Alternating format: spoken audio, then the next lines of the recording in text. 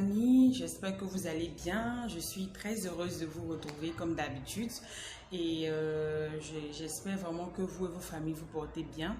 Alors nous continuons notre série sur le thème « Mieux vaut être que de faire envie, mieux vaut être que de faire pitié ».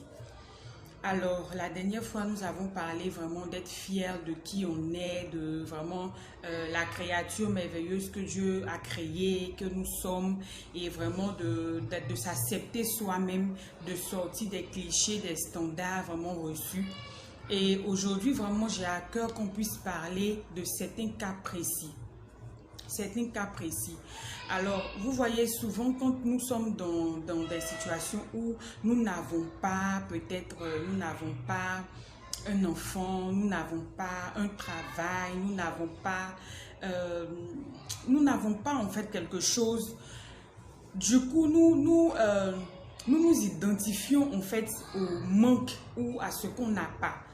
Voilà, nous nous identifions jusqu'au point de vraiment être malheureux, à un tel point que on peut même faire pitié, à un tel point qu'on peut vraiment se mettre dans un état alarmant.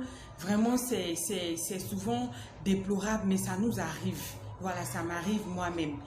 Et j'ai entendu également cette parole-là concernant ce genre d'attitude.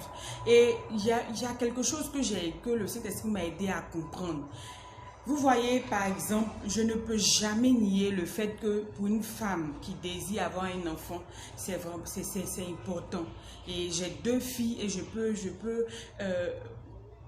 peux vraiment dire que c'est vraiment une bénédiction, c'est vraiment une joie. Mais j'ai compris quelque chose. J'ai compris que très souvent, ce qu'on n'a pas ou ce qu'on n'a pas encore, le diable s'en sert pour nous voler notre joie. Voilà, je veux parler spécialement à une femme que ça pourrait vraiment concerner, à une femme qui peut-être est mariée depuis des années et qui n'a pas d'enfant, à une femme qui vraiment vit une situation où peut-être elle attend un mariage, où vraiment elle attend un travail, à une femme comme à un homme, on va dire. Je dis à une femme par rapport à l'enfant parce que c'est toujours aux femmes qu'on met cette responsabilité, mais on ne va pas nier qu'il y a aussi des hommes qui, eux, sont le problème. J'aimerais vraiment dire, dans ce cas-là, mieux vaut faire, mieux vaut être que de faire envie. Mieux vaut être que de faire pitié. J'aimerais commencer par mieux vaut être que de faire pitié, d'accord? Vous voyez, il y a une histoire dans la Bible qui m'a beaucoup fait réfléchir ces temps-ci. C'est l'histoire de Anne. Anne qui avait un problème de stérilité, qui n'avait pas d'enfant. Et le comble, c'est que son mari avait 2 femmes et elle était vraiment oppressée. Elle était vraiment torpillée par cette dernière qui se moquait. La Bible dit que cette dernière se moquait d'elle, la traitait vraiment de tous les noms et tout, qui vraiment la larguait en fait avec les enfants qu'elle avait. Et on peut voir que Anne était vraiment très malheureuse. Cela se ressentait sur tout ce qu'elle faisait. Mais il y a quelque chose qui m'a marqué. Quand Anne a rencontré en fait le désir de Dieu et qu'elle a orienté ses prières dans ce sens, le miracle s'est produit. J'aimerais dire, c'est pas en réalité, ce n'est pas en faisant pitié, ce n'est pas en présentant une face vraiment de pitié que tu auras le miracle. La preuve, même quand elle est partie dans le temple, elle avait certainement l'habitude d'y aller parce que la Bible déclare que, je pense, chaque année, il partait, il faisait des sacrifices avec son mari et tout, toute la famille se réunissait. Mais ce n'est pas dans la pitié parce que la preuve même, l'homme de Dieu Samuel qui était là, a pensé qu'elle était ivre. Alors je veux te dire qu'en réalité, faire pitié, ça ne va pas résoudre parce que les hommes, sachant même sachant ta situation, quand tu vas présenter une face, les hommes ont toujours de quoi dire. Nous, on est les hommes, on a toujours de quoi dire. On va dire que vraiment, elle a un foyer, c'est elle qui se sent malheureuse, c'est elle qui se rend malheureuse, c'est elle qui se met mal, c'est elle qui fait toujours pitié. J'aimerais te dire en réalité, comme quelqu'un pouvait le dire, Dieu n'est pas sensible à nos pleurs. Dieu n'est pas sensible, c'est vrai, c'est important de pleurer, on est des hommes. Mais ce qui va rencontrer en fait Dieu et produire le miracle, c'est vraiment notre foi. C'est vraiment d'aller chercher cette parole dans la prière qui sera inspirée de Dieu et qui va vraiment, où Dieu va se sentir pour se dire, comme Anne pouvait dire ce jour-là, elle faisait certainement des prières où elle venait simplement parler. Mais là où elle a dit, Seigneur, tu me donnes cet enfant, je te le consacre. Ça ne sera pas forcément ton cas. Il ne s'agira pas forcément de dire à Dieu, Seigneur, tu me donnes cet enfant, je consacre. Mais ça sera une parole que le Saint-Esprit va te donner. Ça sera vraiment une attitude de cœur que le Saint-Esprit va donner. Et je disais que j'ai compris, le Saint-Esprit me faisait comprendre en fait que dans ces genres de moments où on a l'impression que le diable est en train de nous voler notre joie, le diable veut nous voler quelque chose. Le diable veut nous voler, par exemple, l'amour qu'on a à donner autour. Vous voyez, souvent, il y a certaines situations qui nous arrivent et qui font qu'on est tellement focalisé sur nous. On se dit, je ne peux rien apporter à quelqu'un parce que moi-même, ma situation n'est pas réglée. J'aimerais dire à une femme, il t'arrive souvent peut-être de penser qu'il me faut que je puisse donner de l'amour à un enfant. Tu ressens cela dans ton cœur. Mais après, tu te dis non, qu'est-ce que les gens vont penser? Les gens vont dire, moi, je ne fais pas d'enfant. Si tu le ressens dans ton cœur, prends cet enfant, prie le Seigneur, demande à Dieu de te convaincre. Si c'est l'enfant d'une soeur, si c'est l'enfant vraiment dans une orphelinat, tu as de l'amour à donner. Qui sait, en posant ce acte, l'enfant peut venir. Et même si tu n'adoptes pas forcément un enfant pour le mettre dans ta maison, ça peut être quoi? L'amour que tu donnes aux enfants, au lieu de rester à pouvoir envier ces femmes-là, à pouvoir même les jalouser, à pouvoir même dire, qu'est-ce que moi j'ai fait à Dieu pour mériter ça? Il ne s'agit pas de faire envie. Il s'agit d'être. Il faut savoir que tu as des qualités de mère en toi. Dieu t'a créé avec des qualités de mère. Tu peux déjà même manifester ces qualités-là, même sans être physiquement enceinte. Vous voyez, c'est un peu vraiment dans cet objectif-là que je dis, mieux vaut être. Parce que le diable pas derrière. En fait, la circonstance est déjà là. Il faut prier. Devant Dieu, il faut te déverser. Il ne faut pas te jouer les dieux pour dire que moi je gère la situation. Il n'y a que devant Dieu que tu peux te déverser. Si tu dois aller voir les médecins, tu peux aller voir les médecins avec ton mari. Vous pouvez faire des analyses. Il ne suffit pas de dire non, nous on a la foi, c'est tout. Si Dieu vous convainc, et c'est la base, c'est le b.a.-ba même déjà. Allez chercher des solutions avec des médecins tout en priant. Tout en priant. Il y a beaucoup de personnes qui ont eu des enfants après que vraiment leur prière, par la grâce de Dieu, ils sont tombés sur un médecin qui a fait un bon diagnostic, soit pour le monsieur, soit pour la femme, et l'enfant est venu. Je veux répéter cela pour dire que très souvent, le diable nous met dans ce genre de situation-là pour nous priver, pour nous empêcher de manifester un caractère que Dieu veut que nous manifestions. Tu as de l'amour à donner, tu as de la joie à partager autour de toi. Ne te limite pas à cette situation pour te dire que moi, je ne pourrai pas parce que moi, qu'est-ce que je vais dire aussi? Pendant que tu peux donner peut-être un conseil à un enfant, tu vas te rester là pour te faire pitié, pour te dire moi, je ne peux pas. Il faut être. Mieux vaut être que de faire semble, que de faire envie. Mieux vaut être que de faire pitié.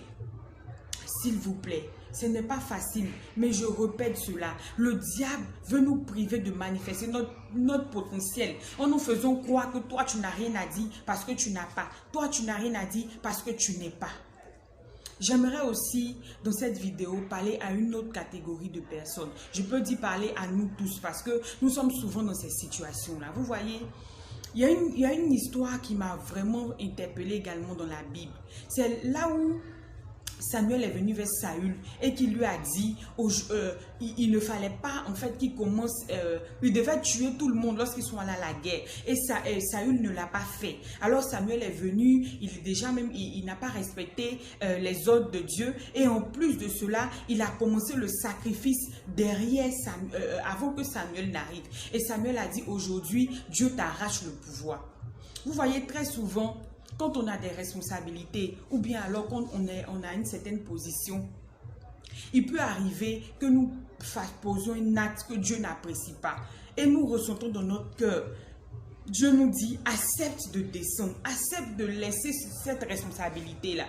Mais tellement que on ne veut pas que tout le monde sache, par exemple, ou bien pour nous, c'est comme si c'est frustrant, c'est assez comment est-ce que moi, je vais quitter ce niveau-ci pour venir là? Ou bien par exemple, on est dans une situation de péché, le Saint-Esprit s'est révélé à nous. Il dit, accepte la correction, laisse, prends un temps à part, ne fais pas semblant. Non, j'ai besoin de toi. Mais nous disons non, moi je préfère. Parce qu'aujourd'hui encore, je peux cracher le feu. Parce qu'aujourd'hui encore, on ne m'a pas encore attrapé. J'aimerais dire à quelqu'un dans cette situation-là, mieux vaut être, mieux vaut te présenter tel que Dieu te veut.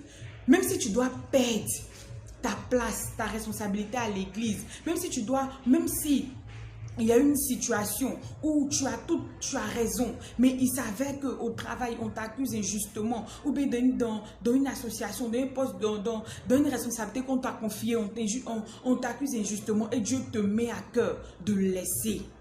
Accepte, parce que tu ne sais pas, après cette étape-là, qu'est-ce que Dieu te réserve? Mieux vaut être, mieux vaut venir devant Dieu sincèrement de tout son cœur. C'était vraiment l'objectif de cette vidéo, pour nous dire, acceptons, même quand ça fait mal, même quand c'est pénible, quand Dieu te dit, tu laisses. Moi, je suis convaincue que la vie de Saül ne serait pas la même s'il avait accepté la correction du Seigneur. Nous parlerons de ça dans une prochaine vidéo, accepter la correction du Seigneur. Ce n'est pas pour nous tuer. La Bible dit qu'il ne nous soumet à rien qui soit au-dessus de nos forces. Donc nous devons comprendre par là que Dieu nous connaît. Et il sait exactement la situation que nous vivons.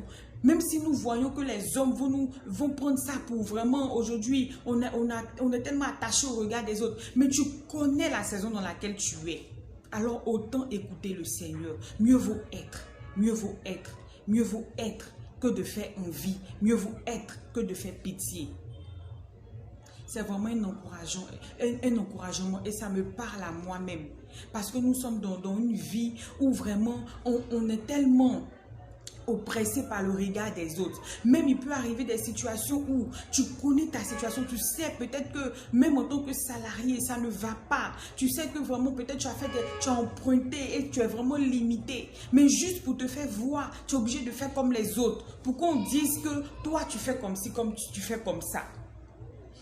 Vous voyez, il y a tellement de choses qui nous arrivent. Arrivé à un moment donné, je pense qu'on doit réfléchir à chaque étape par laquelle on passe, à chaque situation par laquelle on passe. Et vraiment accepter d'être, de se présenter devant Dieu tel que nous sommes. Parce que Dieu nous connaît, on ne peut pas se cacher devant lui.